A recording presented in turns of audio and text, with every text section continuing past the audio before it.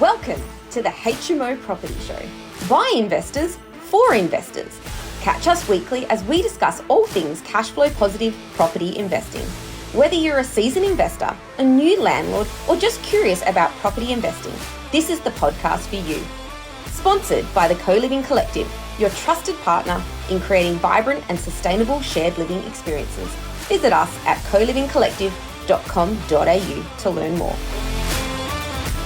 Welcome back to the HMO Property Show. Today, we are going back to Victoria and we're speaking to the Rooming House Millionaire, Mr. Henry Vila. Henry, welcome to the podcast. Thank you for having me, man. The Rooming House Millionaire book has just been released and I've seen you promoting it, bought the book, read through it, loved it, and would love to just go through high level some of the topics in there today, mate. Just give the listeners a little bit of exposure about Victoria in general, because although rooming houses are Australia wide, we've got them in Queensland, New South Wales, and we've got the HMO in Perth, but people still call them rooming houses. As we've discussed just before we hit record, there's a lot of different rules and regulations around the country. So today we'll talk all about Victoria, mate, and your experience in this space and the successes that you're having. Yeah, happy to help. And listen, the reality is a lot of the content, the book obviously has a very strong Victorian kind of angle, because that's kind of what we know the most. And that's obviously where I do most of my kind of property. But the reality is a lot of the principles in it and a lot of the content in it should be able to apply in most places around the country. Certainly the mindset aspect of it and the motivation behind rooming houses as an investment vehicle. Absolutely. And I like the way you frame it up at the start as why invest in this style of housing, not only from the financial aspect as well, but the social impact that it has and the people that it helps as well. And what I didn't realize as well before I read the book is you've got a very end-to-end service. So you do sourcing, construction, and property management as well, right?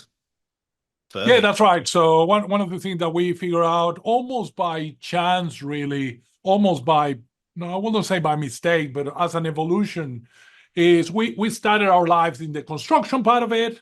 And because I was an investor in property generally, I wanted to kind of invest in rooming houses. So we started there.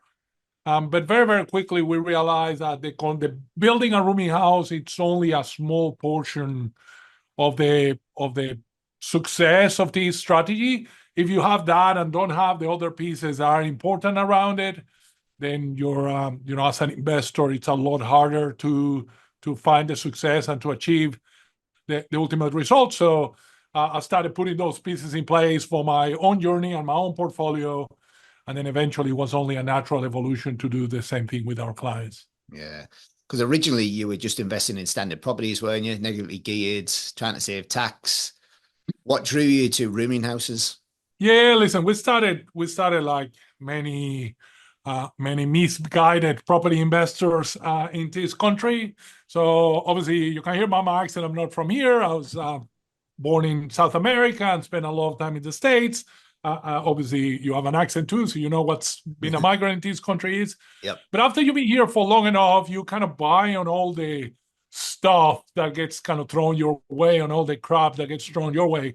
And I started investing in property like most other people, right? So, negative gearing. I had some stuff that wasn't, at the time, I used to think, I'm lucky. Mine is not too bad. It's like just negative gearing. But then we realized that there's two big factors there, right? The first one is, why will I lose money every month in the hope that one day, I'll hit the jackpot? I may as well go and, bet in a casino or buy a lottery or do any of the other stupid things that you can do with your money. This one's a lot less fun anyway. But also the bigger factor is with negative gearing, it was very, very obvious to me that I was kind of building the portfolio, that I was just never going to have a portfolio big enough that it was going to make me financially free, right?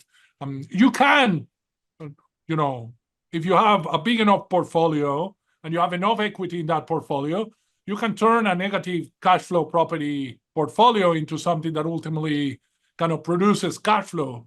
the problem is getting there, unless you start with millions and millions and millions of dollars, it's nearly impossible, because at some point the bank will put the brakes on your journey and on your heart, on your hopes.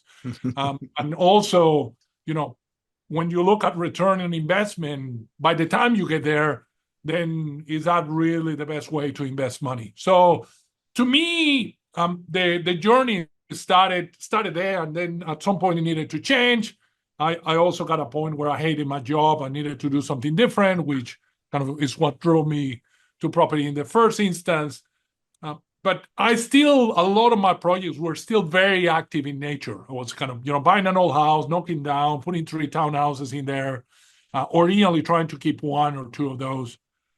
Eventually, what ended up happening is I realized that was a bad strategy. At some point, I couldn't keep anything else. So I ended up selling everything, and the profit out of those developments, then I will go and invest into one rooming house or into, a positive cash flow property. Mm-hmm.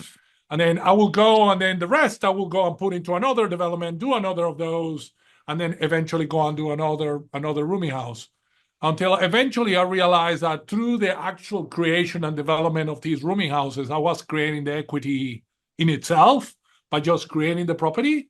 And that in my case, I didn't actually need the income of the rooming houses just yet. So I could effectively recycle the income out of the same rooming houses to continue what over time became a little bit of a snowball. And it's actually pretty similar to the strategy many of our clients have followed now, where they have a pipeline of projects where they do 1 or 2 kind of every year or every couple of years, until they finally get to the point where they can actually have the option to retire. Now, they don't necessarily retire. I probably will never retire, to be honest. I'll probably kill myself if I had nothing to do. But it's very different to have to work because you have to work, as opposed to just because you enjoy what you do or really want to make a difference or want to help other people. Yeah. Well, let's talk about financial freedom then, because I think people's perception of it and what it really is are 2 totally different things. I speak to a lot of people on a weekly basis, and I say to them, like, what's the goal? What are you trying to achieve with investing? And they say financial freedom. And I say, well, what does that look like for you? And they go, I don't know. Then they start throwing figures around like $350,000 a year, $500,000 a year. But when we dig into it, financial freedom's a lot different, isn't it? It is, and we actually explored this in the early stages of the book a lot, as you know, right?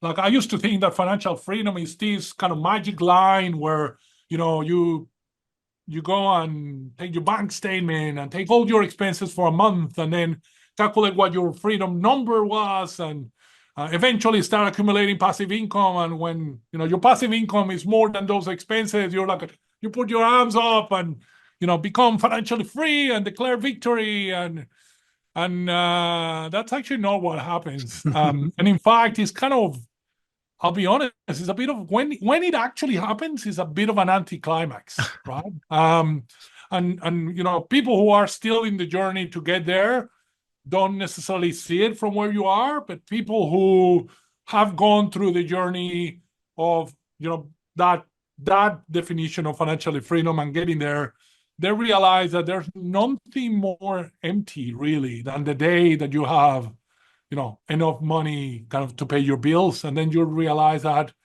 the moment you get close to whatever your definition of financial freedom is, it's probably the moment that you realize that the goalpost has moved. And in fact, it's kind of one of the big things that we cover in the early kind of stages of the book, is the fact that if you're not prepared for it, you're not looking for it.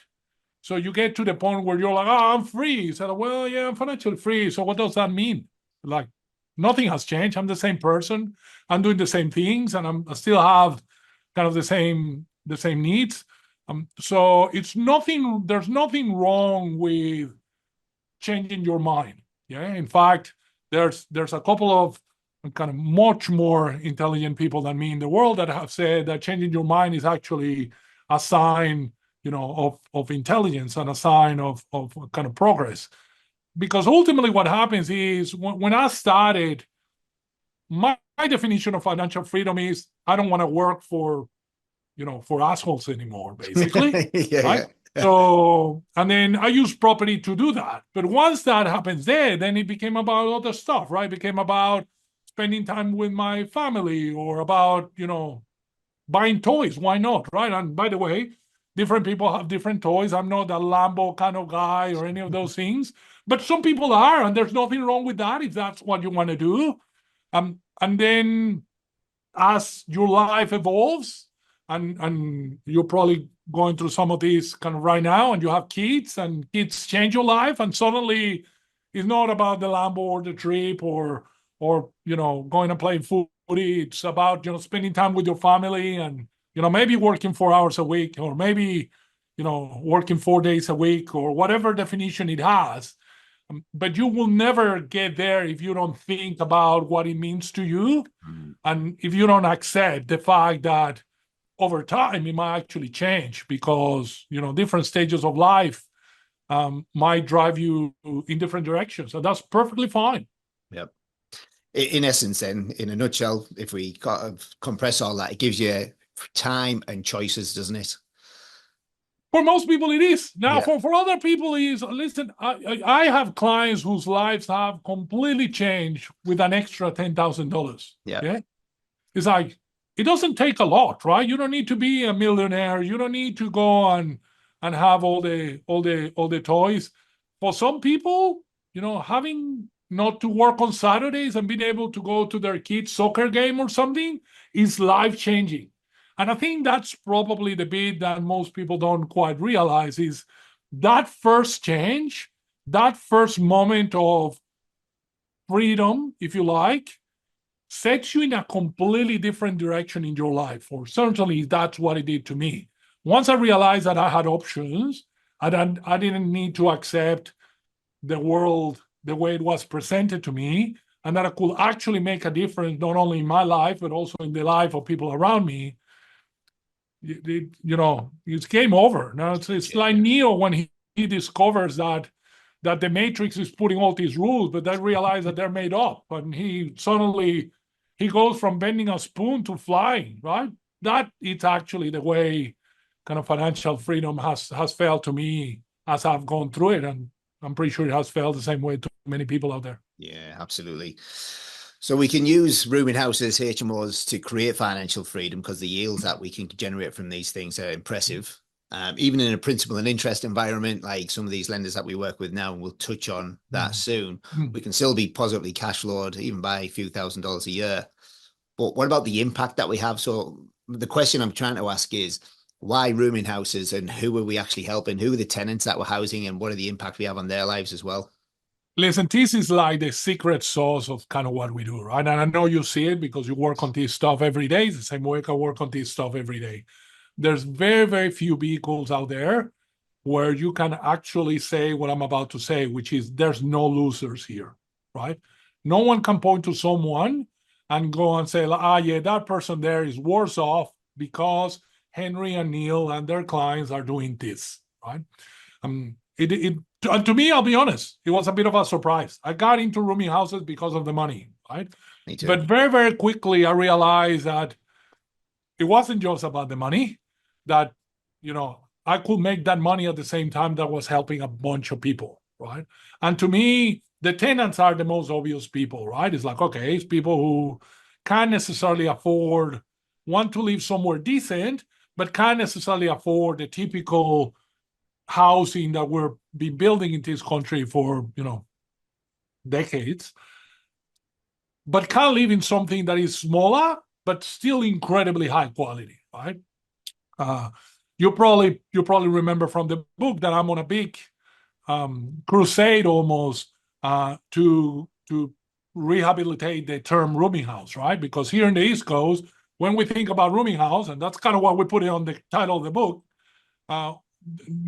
almost nobody thinks about, rooming houses in a positive way, right? They think, there's all these low lives and people with all sorts of behavioral issues who live in here, and I'm actually not going to use the expression most people use, but it's all sorts of kind of negative connotations, a big stigma to it. Yep. Well, that's not what we're building, right? What we're building are properties, and I'm pretty sure we'll talk about tenants and stuff a little bit later in the conversation, but what we're building is decent, small places for reasonable people to live, right? That are affordable, but still incredibly high quality. And because of that, we're offering an option, an accommodation option, and living arrangement option that is just not available any other way. So sure, the investors making heaps of money out of the thing, and well done to them. But at the same time, the people living in these properties are super happy too. So who am I to say that that's kind of wrong in any way? And again, even the ancillary people around it, same boat, right? If you go and ask the Victorian government about why the regulatory framework in Victoria is the way it is, well, it's pretty simple. They haven't put a cent into this, right? It's mostly kind of reducing red tape and removing some of the bureaucracy, and they're getting all the benefits. Like they can go and stand on national television and say, "Oh, we're building these many kind of rooms for in terms of affordable accommodation." So again, there's no one here who loses out of doing this stuff. A true win-win-win outcome for everybody. It is, which is actually pretty rare in property, but in this case, it's well and truly there. Yeah. You touch on it as well, Henry. We always talk about our A team or the power team and having them right people around you. We'll talk about the financing side of things as well, but to have the right broker or the right finance specialist, have the right accountant, to have the right builder, to have the right property management team, how important have you found that on the journey? Listen, for what we do, it's critical, right? And in fact, I'm gonna be very, very bold and almost a little bit controversial here.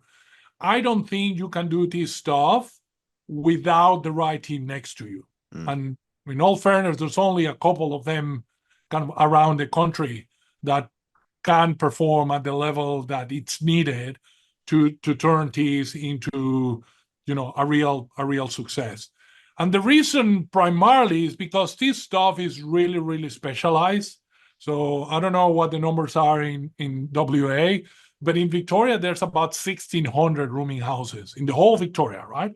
That's like a fraction of 1% of all the housing, right? So that means that when we talk to a designer about drafting or designing a rooming house, most designers probably don't even know what the regulations are, let alone having to design something that is effective and works and is practical and efficient to build. So we have to take that in-house, right? And then, management, same story, right? I know you and I have spoken before about my intention was always to kind of go and partner with local real estate agents to manage my properties inside my portfolio. And that was a disaster, to be honest. So eventually we decided to get someone in-house to do that eventually grew to what our management function is today, and our rooming house operations department is today. And when you look at almost every single element, that's still present, even inside the building company, right? Particularly in Victoria, where we're building to Class 1B standards and all the rest, you have disability access, you have, electrical stuff, you have fire safety. It's really, really hard to just take random dude from the street and pretend that they're going to be a good performer, let alone an excellent performer in this field. And as I know you've learned, and I've learned too, you surround yourself with the people that is ultimately going to help you achieve your mission. There's no such, I'm going to steal now a quote from you, which is, there's no such thing as a self-made person in this or any country for that matter. And the team around me have been a critical factor in the success, not only of us, but also of all our clients. I don't think you can do it any other way. Yeah, absolutely. One of the most vital parts of that team that I would put like the biggest value on is probably the finance broker. What's we get a lot of people reaching out and say they've got their own broker. I want to run it past my guys. Are we going to Commonwealth Bank and Westpac, etc., for rooming house loans, or have we got specialist lenders? Listen, so if I had $1 for every time that I've seen that go wrong, it happens a lot, right? So people are used to, okay, I'll go to the bank, I get a loan, I even within the same bank, right? So we have done some projects, and we have some of even our own properties that are financed by, some of the big four banks, right? But it's a completely different area within that big four banks, right? So I've had clients that have gone to, Commonwealth Bank or Westpac or any of the other kind of big banks, thinking that, oh no, I know this particular bank finances this type of project, so I'm just going to go to the branch and get it done. What they don't realize is it's not just about the bank, it's about the person inside the bank and the person who ultimately knows how to navigate what's a really, really complex environment around lending, but not just what the product is. It's also how products get presented, how cash flow get presented, how valuations actually work and happen, and how ultimately the whole project structure is. And yeah, definitely having the right broker in there, it's as an incredibly important factor. I will actually say it's probably one of the biggest determinants of whether projects succeed or not. And much like in construction, even though to a slightly lesser degree, there's not that many brokers out there who understand this product well and who can navigate a client to a positive outcome. Yeah. And with the lenders that we work with, we spoke before we hit record. It looks like we're both using the same lender for the majority of the stuff we do. They use the commercial valuation instead of the traditional comparable sale method, which a lot of the majors will use. What's the difference between comparable sales and the commercial val that we use for our HMOs and rooming houses? Yeah, listen, great question. And for us, particularly here in Victoria, the biggest challenge is you can't really do comparables because there's nothing to compare it to, right? So like I said, there's only 1,600 of these stuff in Victoria, and many of them are in the same 3 or 4 suburbs. I don't know, we're going to talk about the implications of some of that kind of a little bit later on, but in many of the areas where we're building these properties, we're building them for the first time. They don't exist there. So there's really no comparables. However, in the commercial world, things work incredibly different because it's all about the cash flow that the asset it's able to produce. And in fact, very, very early in the process of working with either a potential client or even within our own thinking in our own portfolio, we shift people to that thinking. This is not about the house and about whether the roof is black or blue or white, right? This is about, it's a commercial asset that will produce some cash flow, right? I have a client of mine that kind of jokes about it and say, Henry, you don't sell rooming houses, you sell money printing machines. Yeah. Now he's very happy with his projects, obviously. And he has a very, very direct view of what his projects are aimed to do. But the reality is once you switch to commercial, which is something that scares a lot of people, a whole bunch of new options open, right? So the reality is most people out there, when they hear commercial loans, they have a negative reaction to it, right? But the interest rates are higher and the LVRs are lower and I need to put in more money and I need to pay someone $2,000 or $3,000 for a commercial valuation. And all of those things are true. But what people forget is that those things give you the right to have control over the process to a degree that you probably wouldn't do it in a normal residential property. If a residential valuer says that your house is worth $700,000, that's what's worth. You have no way of actually continuing the conversation from there. In the commercial world, it's a much more open conversation. Now, valuers always have the power. No one should interpret this comment as an indication that you have some sort of influence, that magic will happen or anything like that. But it is a conversation, and most people who understands commercial valuations will drive it the same way and will have the same type of elements within that conversation. And again, it's not just a rooming house thing. If you look at shops or offices or industrial, they all work, the valuations all work very, very similarly.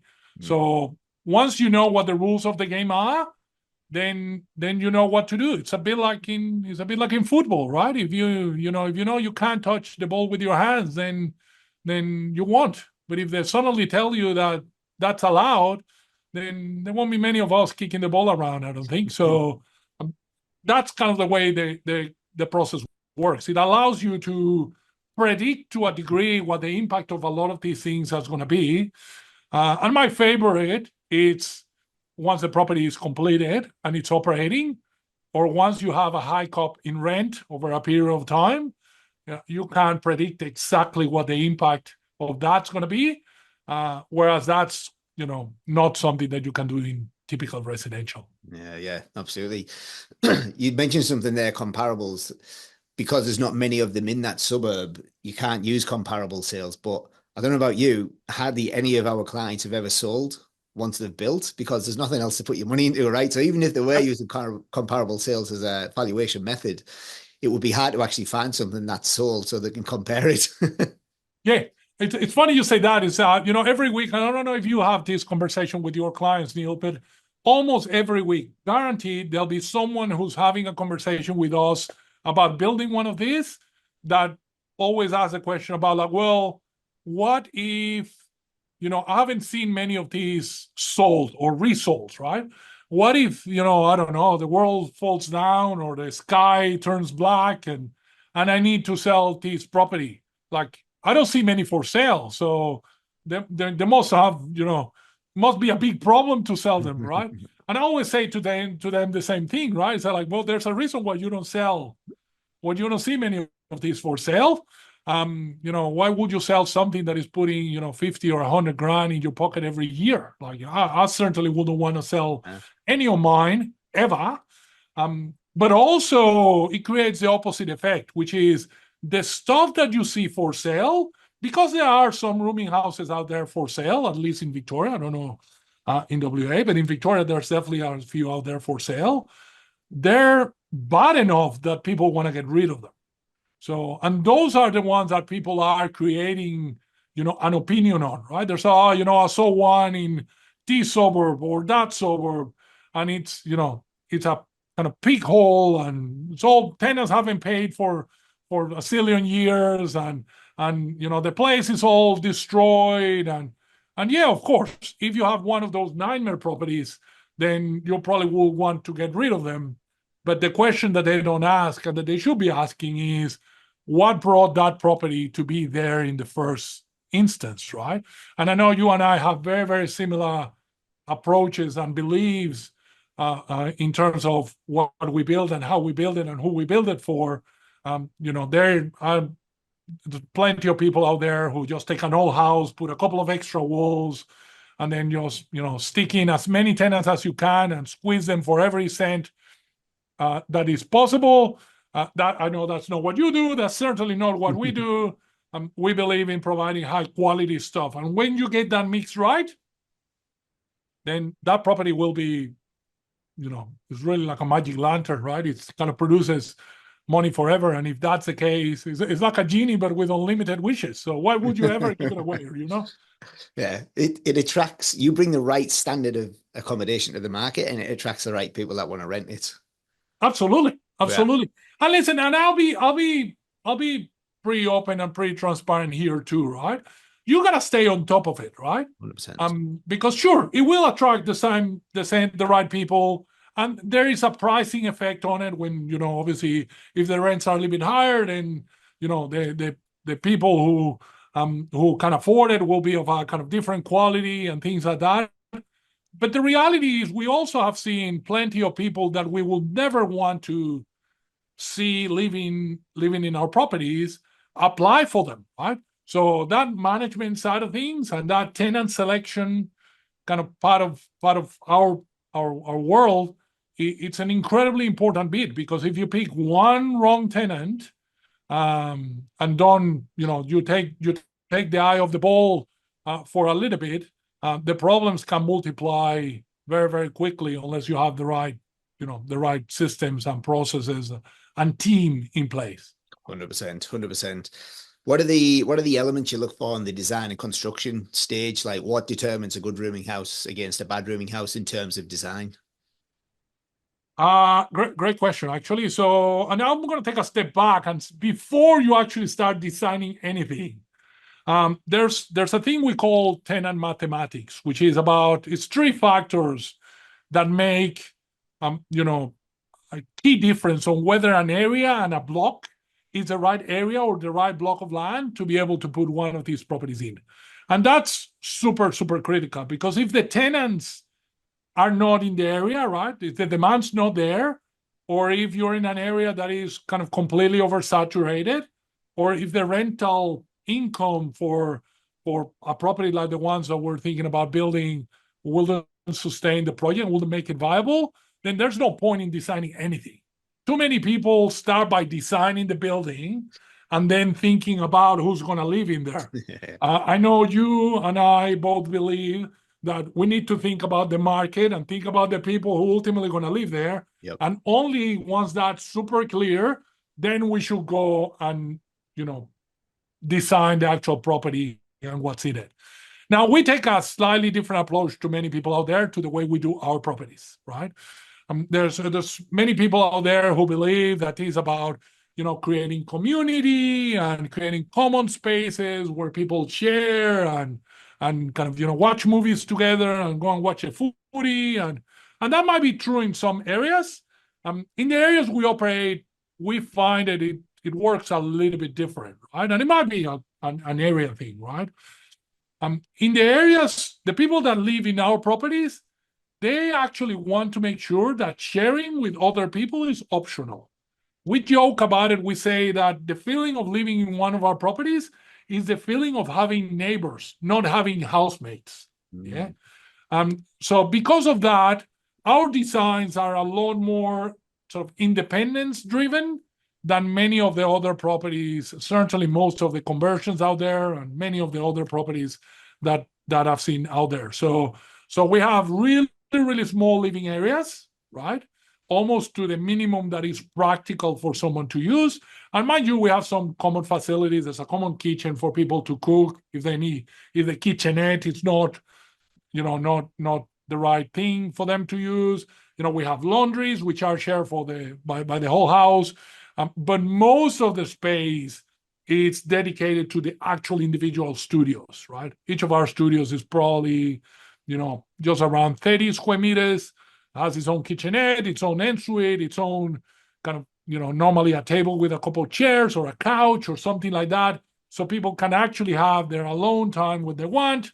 And you know what? If they want to interact with the rest of the people in the house, all they need to do is open the door and then interact with the other people in the house. But that becomes an option, not an obligation. And again, it's part of the factors that we implement when we design these properties. Is one of the advantages of living in a state where the regulatory framework allows us to do, up to 9 studios with complete level of independence without having to go through the complexities of residential lending or residential kind of construction. Is that we can create something that is very, very clearly a special type of property and not just a normal house with lots of rooms. Yeah. And who are the people that we're attracting into rooming houses? What's the tenant demographic? What's the age? What do they do for work? What do they earn? Yeah, listen, we find in the overall market, right? The broad market, all the way from the bottom, all the way to the end, there's kind of 4 demographics, if you like, that we see in rooming houses, not just in ours, but when you look at the overall market. Everyone thinks about students because most of us have been students at some point in our life. So people are, well, if it's a small thing and it's cheap, must be for students, yeah? And we do have some properties that have been designed and particularly dedicated to students because maybe we have one that we're building at the moment that is literally 50 meters away from the campus of a major regional university. Like if you're in an area like that, it will make sense to kind of go into that demographic, but that's really not the majority, right? The majority lives in kind of 2 groups that actually are very, very compatible and very, very often end up kind of living in the same properties. The first one is what we call young professionals, right? And it isn't always super young and it isn't always super professional, but we find it is a good term that kind of encompasses decent people who have a job, right? Who have, a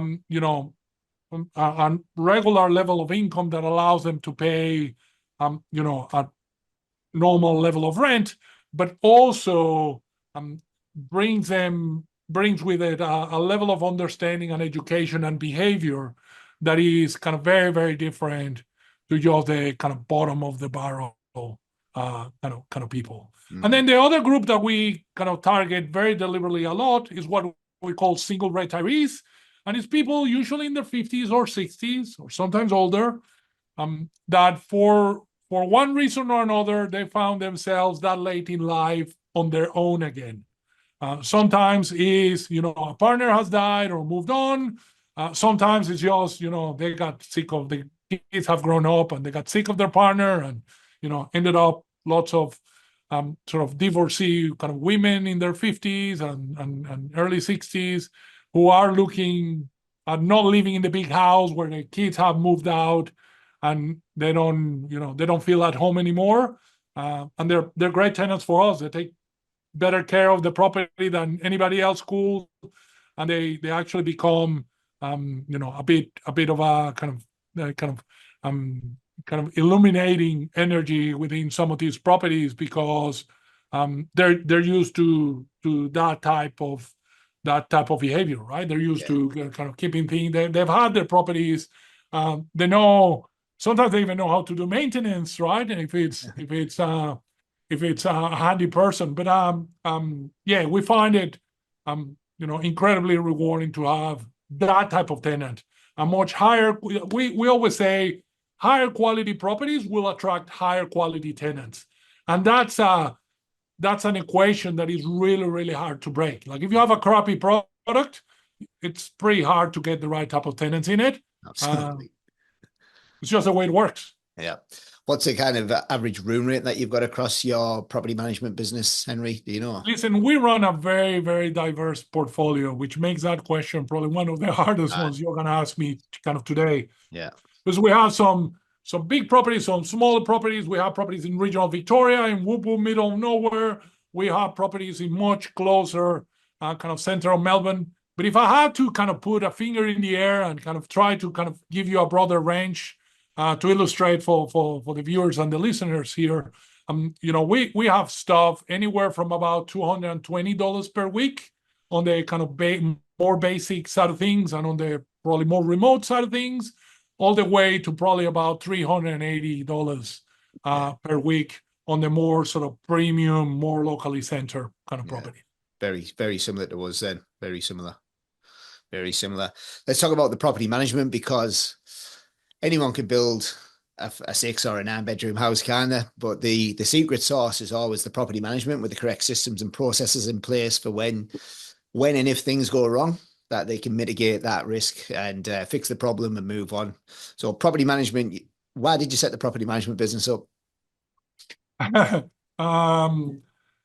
Listen, short answer is I couldn't find anyone who could do the work the right way. It's that simple, right? But that's probably not as useful for the people listening to this. So well, that's why we did it, right? That's exactly why we did it. We couldn't find anyone. That's it. But I'll go into a little bit more detail to kind of illustrate the point a little bit. So, listen, managing rooming houses is a very, very different game, particularly when you get to the kind of higher end of the market, both in terms of quality, but also in terms of size, right? Having, in our case, we can have up to 12 residents in one single property. And if that property doesn't get managed properly and doesn't get managed kind of correctly, it can turn into a bit of a disaster. And we have seen many clients come to us once the property's become a real headache or a real problem. And at that point, it's probably too late, right? Because it's like, well, you can do certain things to kind of improve it. But a lot of this stuff starts early in the beginning. You said at the beginning of our conversation that one of the things that makes both your service and mine special is that we have this end-to-end approach to kind of what we do. And one of the reasons why we have done that is because the synergies that we have between those different areas don't come into play just at the end when we're managing the property. The fact that our property managers rooming house operators are kind of involved in the design stage, that they're involved on the site selection kind of side of the process, and they're involved very, very early on in having a conversation with our clients about what they're ultimately trying to achieve, and what we have to kind of work with. Makes a massive difference. Once the property is built, it's built. If you build the wrong property, that's it. There's nothing you can do about that, I guess, unless you're willing to kind of knock it down or make a major renovation on it. So for us, that bit at the end is super critical. Now in Victoria, we have a slightly different approach to the one we have in many estates. In a way, it's more complex in nature than it is in many other states because of the regulatory framework we have. So we have, every rooming house operator in Victoria needs to be licensed. Every rooming house in Victoria needs to be registered. So the compliance aspect of it, it's incredibly hard to navigate, and it's incredibly critical. Like, they can shut you down, and if it's really, really bad, potentially there's some pretty severe penalties for someone who's either operating illegally or operating not within kind of the right framework. None of that stuff a normal real estate agent will know, right? Real estate agents have a different set of regulations and a different set of kind of principles that they need to abide by. When I got my real estate, agent's license, they told me a whole bunch of things. No one told me anything about operating rooming houses in a legal or appropriate way, for that matter. And so that's a critical part of what we do. And then the other critical part of what we do, it comes down to what you and I believe in, which is tenant experience, right? We recognize that every cent that any of these properties is ever going to make for anybody comes from a tenant, right? And that applies all the way to you and me as builders, to you as me as operators, or as investors, right? No one will, spend $5, $6, $7 million in creating a property like this if they didn't know that there was going to be money coming back from the tenants over the next little while. And that kind of drives, to us, it drives the whole value chain, right? And because of that, we believe in providing tenants with a level of quality, a level of service that I have very, very rarely seen in this country. To the point where, we decided to point a lot of our research about how we did a lot of these things overseas, because that's the only place where we could see kind of people providing that level of service. In Australia, the typical real estate agent operations very simple in terms of property management. Put an ad in realestate.com.au with maybe some nice pictures, maybe stage if you're, if they are one of the good ones, then receive a whole bunch of applications, go and validate them, maybe pick 2 or 3, give them to the owner, get the owner to pick one, collect a bond, give them a card and a set of keys, and hope that they never call again. We couldn't be more different from that, right? We are in touch with our tenants regularly. We visit every rooming house, sometimes even for no reason. Well, there is a reason, and the reason is because we believe that kind of going there and making sure that the property is operating as it should, and that people are having, the quality of accommodation that they're ultimately paying for delivered to them. It's for us one of the kind of most critical factors, and it's not something that anybody can do out there. So we went and did it ourselves. So love it. And people always ask me, what are the chances of saturating the market? Would there ever be too many rooming houses, HMOs brought to the market? Is it something we need to be concerned about? Well, if your business continues to be as successful as it is, maybe Perth will be an issue before Victoria. No, in all fairness, listen, it's a pretty natural question. And it's particularly recently, there's been a lot of education kind of programs, and particularly with interest rates going high and the whole negative gearing thing kind of almost collapsing in the last kind of couple of years. A lot of the people who sell education programs and do seminars and things like that have been pushing this whole rooming house stuff, right? And because of that, and because people are hearing it more often, and then, people like me writing books and people like you kind of publishing podcasts and kind of other materials, it's becoming more common for people to listen about them. What people don't quite realize sometimes is that even with all of that, we're a tiny little minuscule proportion of what's needed. Yeah. We probably have multiplied between you, me, and a couple of other reputable operators out there. We probably have multiplied the number of rooming houses in the country by 10, maybe 20, maybe 100. I don't know. Like, we've done a lot. But that's only a drop in the ocean to what's needed. Yeah. Now, as you do sometimes when you go to the pub and have a little bit of a drink, I did that with my team not long ago, well, maybe now a couple of years ago. And we kind of had an engineer working for me, and he was all into his mathematical modeling and whatever. So we ended up doing a bit of an analysis of, well, if we continue growing the way we're growing, and then, we continue to have a few new entrants in the market, and, we continue the curve of building these properties the way we are, and we continue the growth of, population and need the way it's going. At what point are we going to have too many rooming houses for the people that ultimately wants to live in these type of properties? And I think that the last kind of thing that we went into is like 2054 or something, right? So we're nowhere near having enough properties to meet demand. I actually don't think we ever will. We're not doing that with normal houses, let alone with something that is a lot more specialized and only a handful of people can do in this country, right? What I can say though is that there are some areas in Victoria, particularly. I don't know your part of the world too much, or most other parts of the world too much. But in Victoria, there are a couple of suburbs that have been incredibly popular for rooming houses for years, right? Probably a decade now. And the problem with that is that everyone naturally goes into those areas because that's what where they're seeing things kind of work, right? And the problem is, it's like everything in the investment world, right? By the time you're seeing a good deal out there that everyone's doing, the train has probably shifted already, right? The boat has sailed. So that's still probably not as big a problem if we're building the right quality of product, right? Yeah. Again, in a market that is saturated, quality becomes even more important, because guess what? You have properties all the way from the best ones all the way down to the bottom of the barrel.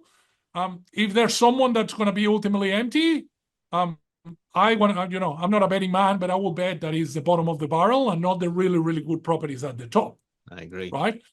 That said, why go and build into those suburbs when there's, another 200 councils in Victoria that need this stuff desperately? So again, going back to your comment about the A team, that's why having the right team around you that can guide the selection process and the identification of the areas, it becomes critical to have. Absolutely.